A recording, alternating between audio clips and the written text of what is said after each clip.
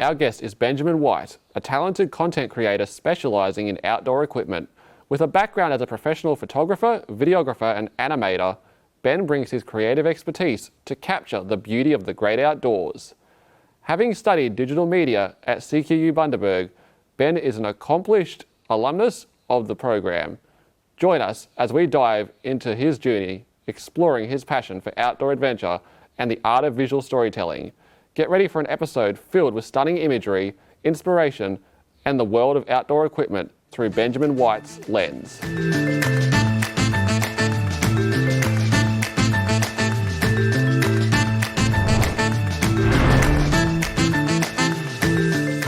Today we are here with our special guest, Benjamin White.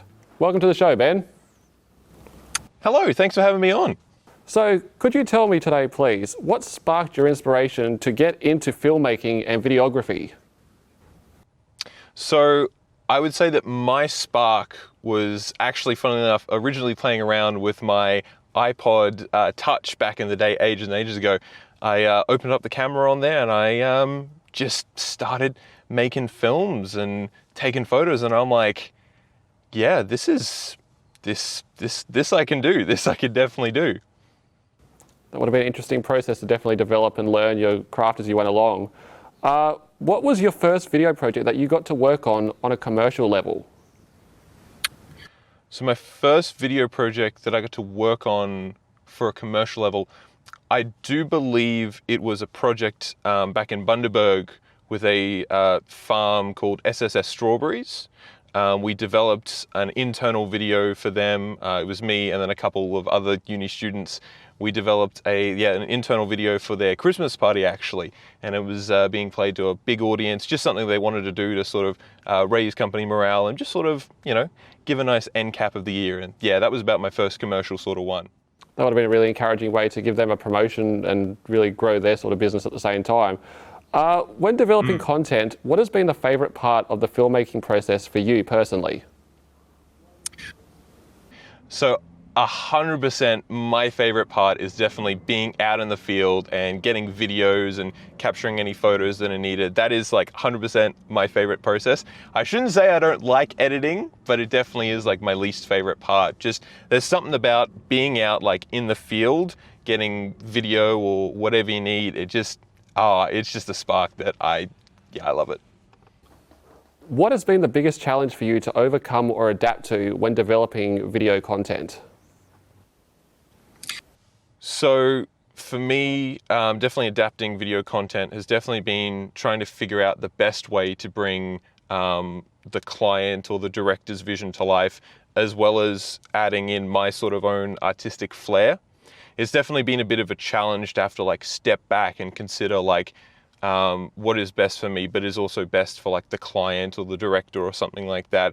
It's definitely been a process that I'm still working on, but it's just getting the right balance of the two to making sure that the client's happy and the director's happy, and that your artistic vision is also coming through in the project as well.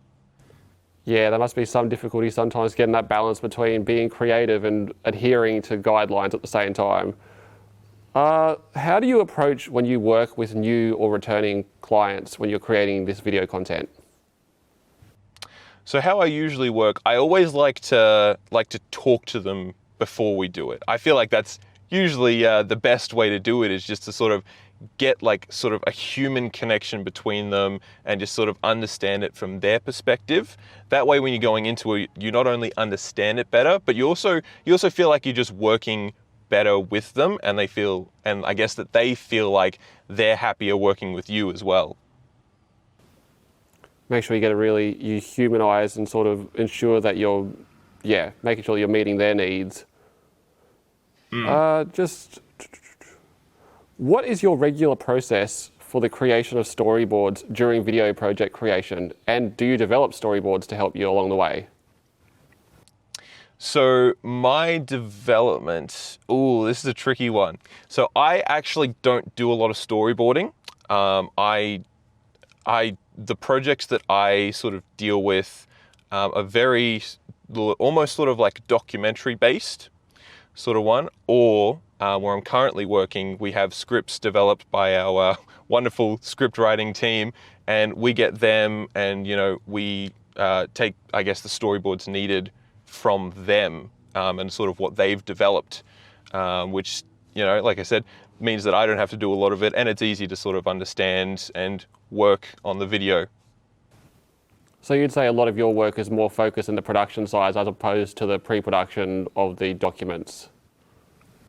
Yes, yeah. My job right now, as I see it, is taking the ideas and sort of the scripts that the scripting people and any clients or anything like that come up with, and bringing their vision to life in the best way.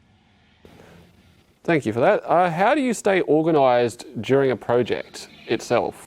Oh, don't ask me that question. That's terrible. I am quite bad with organization, but I will say that one of the best things that I do is making sure that I have everything pre-planned out so that everything can be ready for the shoot. So like usually the night before, I'll make sure I've got everything I need. I'll go through it, double check it all, make sure I've also got backup plans and sort of contingencies if, equipment doesn't work or if shots don't work. I would say, yeah, just being very prepared, like making sure that you have everything. And also, yeah, like I said, just working out backup plans as well, because things do go wrong, unfortunately. Do you have a favorite commercial video project that you've had the opportunity to develop? Could you detail it, please, just to give us a bit of an insight into that? One of my favorite projects over the last couple of years has been going and doing a mini four-wheel drive documentary down in New South Wales in a place called Barrington Tops. We had a whole bunch of influencers come along, and they were four-wheel driving and doing some very, very cool tracks. And it was my job to sort of capture all of that and then eventually turn that into an edit and get that all out for the viewers. But that was, just going along that experience of just being out in the thick of it, in the thick of action, and just recording it all and really capturing these moments were, it's definitely been my favorite project so far. Absolutely, it allows you the opportunity to really convey that sort of environment to those who can't get there, and vicariously they can experience that space then. Yep. For you personally, how challenging was the transition from studying the Bachelor of Digital Media through CQ University into the film industry itself, into working in video content creation?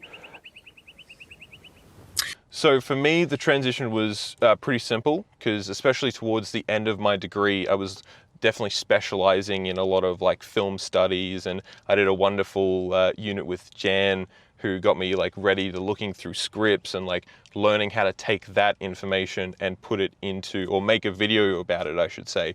So for me, when I got to like producing this stuff pretty much full time, it was a fairly simple process. And I think one of the other things as well, the course taught me a lot of different skills that I was able to apply to a whole bunch of different things. So it was really good in that aspect, that it was able to teach me a whole bunch of stuff that I could apply to this job pretty easily. So ultimately, that's been your approach into getting into the industry, or your strategy, basically? Yeah, 100%. I just sort of, took what I was very familiar with and knew that I was quite like capable of, and I just wanted to make sure that I got a job that allowed me to do that. As an emerging filmmaker, what parting advice would you recommend to young filmmakers to focus on to give them the best opportunity to establish themselves as they step out into this industry themselves, possibly in the next few years? So I would definitely say one of the best things that you can do, as generic and cliche as it is really go out and have a try yourself. I mean, it's very good, the sort of expertise and that you gain from being on a uni, from doing this uni course, I should say. But one of the best things to also do is to take that knowledge and take those skills and really go out and practice the craft as well. Because it is I feel like a lot of this industry is just doing projects again and doing more and more projects and really getting used to and mastering the skills that you've learnt and just almost making them sort of muscle memory as a way. So yeah, I think getting out and doing a lot of projects, and also, networking and building up a repertoire of projects, having a bit of a show reel, that's always fantastic to see as well. And it would, yeah, definitely be what I would recommend for most filmmakers. What steps or actions would be truly beneficial? Would you say a portfolio would be really helpful for them to give them the best shot at being successful in this field, or show reel, or? I would definitely say a portfolio, what's the best word for it? That aligns with the industry that you're sort of going into. I know when I was applying for these sort of jobs, I had a show reel that was very much made up of bits and pieces, footage that I've got from camping trips that me and my friends had previously been on. So I put that in there and sort of like showed them that, and they're like, yeah, we can see that you have expertise in this sort of field. So I definitely say that is definitely, show reel, and just having projects that you've done behind you to show that the skills that you can bring to the role is definitely one of the best things you can do. Awesome, thank you for that. And thank you, Ben, for coming onto the show. You've truly given us a detailed insight into your filmmaker's journey. That's all good. Once again, thanks for having me on. It was a pleasure coming and sitting down and talking to you guys. On that note, that's all we have time for on this episode of The Filmmaker's Journey. Thank you for tuning in.